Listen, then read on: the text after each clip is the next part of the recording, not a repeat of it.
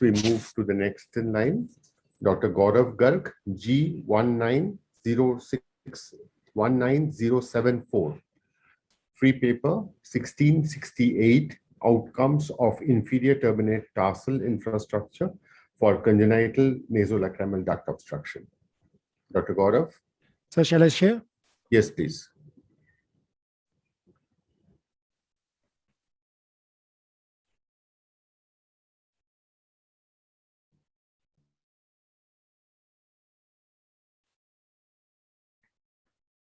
A very good afternoon to all. Here I present the paper dealing with the inferior turbinate infracture in congenital nasolacrimal duct obstruction.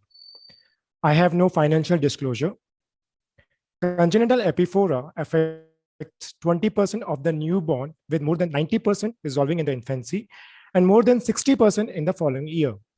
The remaining are diagnosed as refractory congenital nasolacrimal duct obstruction, which is managed by various surgical modalities with variable success rates.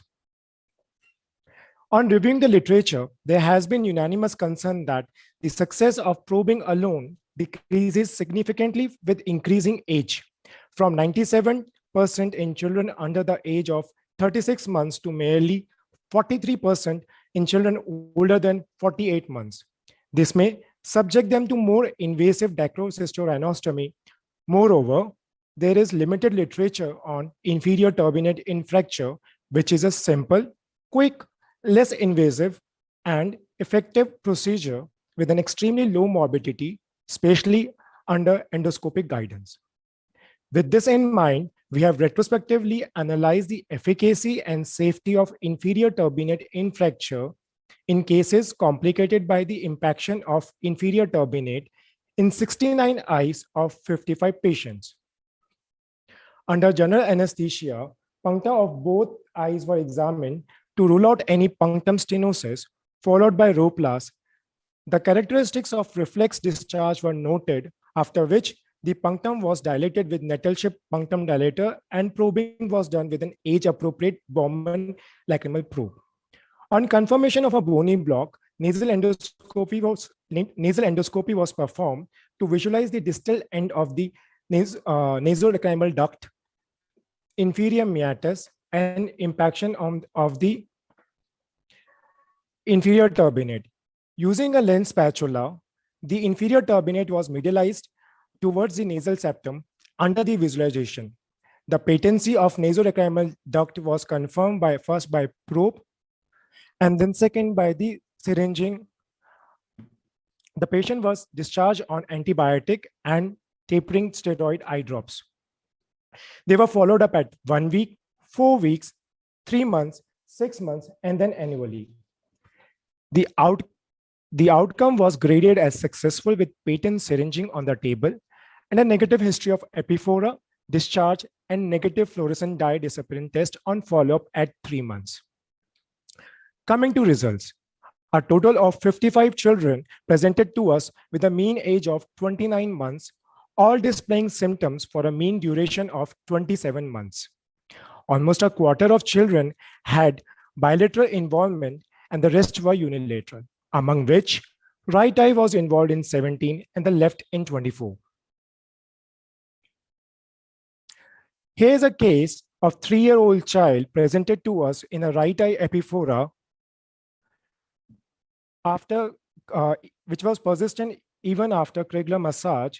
He was diagnosed with right eye congenital nasolacrimal duct obstruction with inferior turbinate impaction on nasal endoscopy, after which he underwent right eye probing with infracture of inferior turbinate under endoscopic guidance. He had a successful outcome on the table and at 3 months follow-up. Post-intervention syringing was performed, which was found patent in 63 eyes, and the rest had atonic sac. Among these 63 eyes, all but one showed successful outcome. Patients with atonic sac were advised sac massage with resolution in 2 and rest requiring dacrocystorhinostomy. Coming to discussion, this table compares and summarizes the findings of present study with those of comparable available literature. The previous study by Atazadeh and Khataminia reported the success of infracture as insignificant in respect to lacrimal probing, which was different from the present study. All the previous study did the intervention without the confirmation of the diagnosis of inferior turbinate impaction by direct visualization in younger age group. Moreover, it was performed as a blind procedure. That can be the reason for low success rate of infracture in the past, hence the acceptance of completely safe, effective, and quick procedure. Especially to note that the present study comprises of 69% older children with an impressive successful outcome compared to the previous literature. To summarize, the present study, we present a large cohort with congenital nasolacrimal duct obstruction who has undergone inferior turbinate infracture following initial probing under direct nasal endoscopy. It's a quick, completely safe, effective intervention with an impressive success rate. In addition, we also report a small group of children with an atonic sac that had complicated the obstruction and was the main reason of failure of infracture in our study. These are my references. Thank you. Thank you very much. Can you de-share your slide? Yes, thank you. And questions, please, from the judges. Any complications he has reported? Sir, only the mild temporary epitaxis bleeding was noted, sir. And was there reclosure any case and you have to repeat the procedure? Sir, we had 63 eyes with a tonic sac. In that, only one patient required the repeat infracture. Rest had a good successful outcome.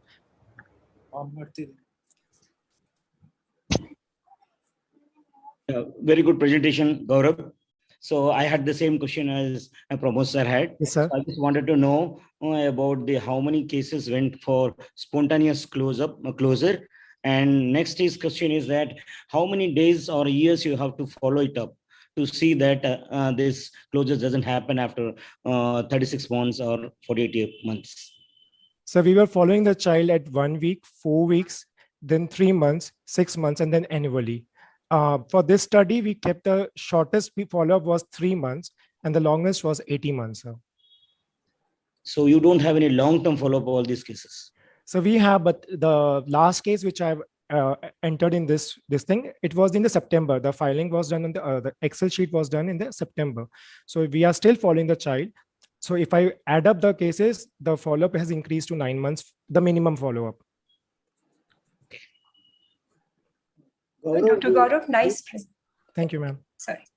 Gaurav, do you recommend inferior nasal turbinate fracture as a primary procedure along with the probing, or probing has to be done? And if the probing fails because of the impacted inferior turbinate, then you proceed with this procedure in the next. Yes, sir. I'll just screen share again this slide. I have a prepared slide for this.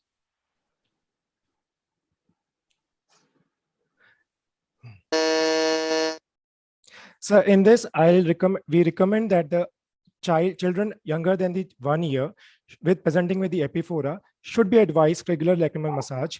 And if it's more than around 12 months and more, we can go with the initial probing along with the nasal endoscopy. And on endoscopy, if we see the infarction of the inferior turbinate, we should proceed with the inferior turbinate infarction.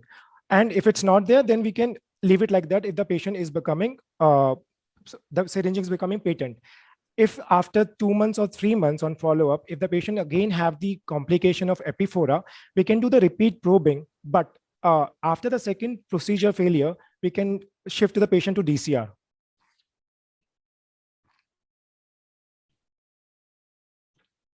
Please de-share the slides, Gaurav. Yes, sir. Yeah. So any other questions, please? Gaurav, was this procedure performed in patient with Down syndrome? No, sir. The patient. No, sir. We didn't have any cranial facial anomalies in the children.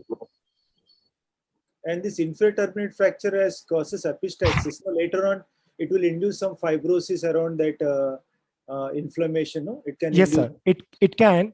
for that, we have given the tapering steroid eye drops, and we keep the patient on the regular follow-up. So we can do FDT on each follow-up, and we get to see if the patient is having fibrosis in between or not. In our case, luckily, we had only one patient which had the infracture, in which we have to repeat the infracture.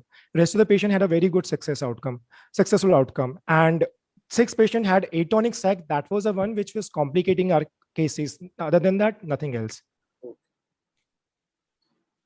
Did you try any test to rule out atonia of the sac? Any So- test was done? On table itself, while doing the syringing, we can see the ballooning of the lacrimal sac and delayed regurgitation from the opposite canaliculi.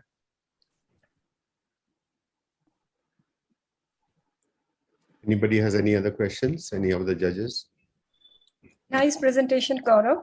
Thank you, ma'am. Like in your patient series, I think the youngest patient you had was about 7 months. Yes, ma'am. So what was the indication for infracture in those patients who were less than 1 year of age?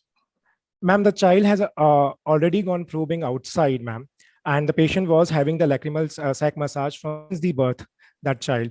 So for the past 6 months, he had a failed lacrimal sac massage. And there is a study from Indian population only, which is published in AGO, which says that if the child have the failure of the conservative management is also one of the factor which will cause the, which will determine the prognosis of the interventions along with the age. So Gaurav, do you recommend at early infracture terminate, like 7 months you did, no? So That was a single case, sir, where we have to do it. Otherwise, we prefer it to do it 12 months, sir. 12 months, okay. Gaurav, in your series, like how did you define impacted turbinate? Was it just based on your intraoperative appearance, based on endoscopy? Yes, ma'am. The thing on endoscopy, we saw if we are not able to visualize the probe, and we are seeing the naso in the inferior turbinate is impacted towards the lateral wall, and we are not able to see the probe. We try to push it with the Frias elevators, blunt end of the Frias elevator towards the septum, so that we can see probe. And once the probe is seen and the irrigation is patent, then the patient was treated as patient was discharged then post that. Okay. Thank you.